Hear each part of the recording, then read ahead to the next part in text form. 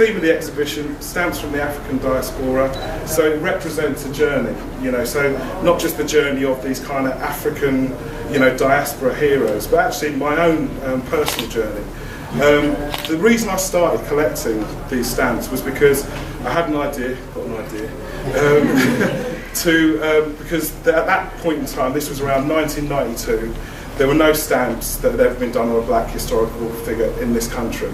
And so I designed a set of stamps and then petitioned Royal Mail to do it.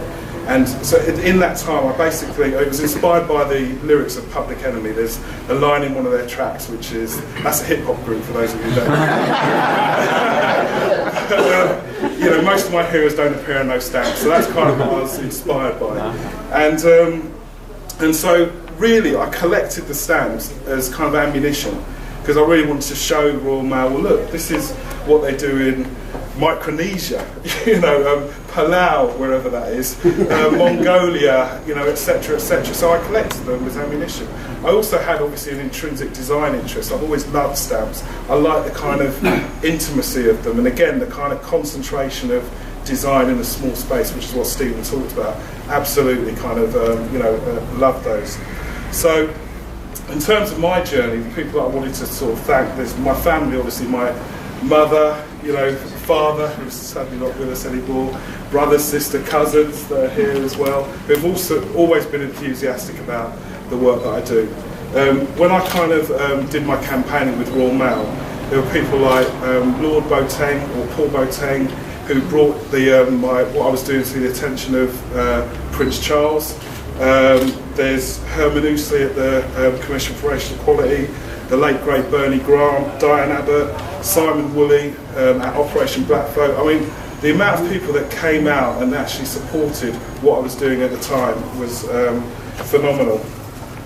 People from cultural organisations like Stephen Cox, who was at the Commonwealth Institute, Sir Jocelyn Stevens at English Heritage, the Museum of London, who actually distributed postcards that the general public sent into Royal Mail, and the Black Cultural Archives as well, in terms of where I did some of my research. But that was also instigated by a good close friend of mine, Dr. Patrick Ismond, who kind of pointed me in the direction of, you know, looking at black British historical stamps, because when I started it, I was looking mainly at American, because they're the most noticed. But once you dig deeper, you start seeing all these European black kind of cultural figures that maybe have just not been represented.